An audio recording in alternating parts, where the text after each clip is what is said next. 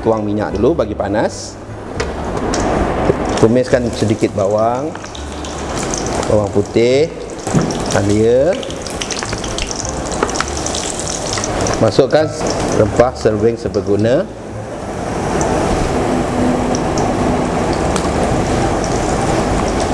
Tumis sebentar. Masukkan air.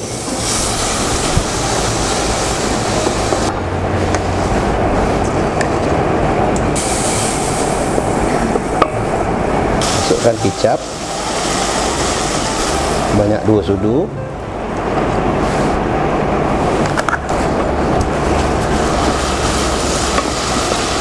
Masukkan daging yang telah direbus.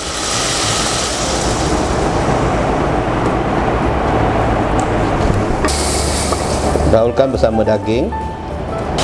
Masukkan air daging. Kita menggunakan air daging yang kita rebus tadi. Kita gaulkan dia biar disebati.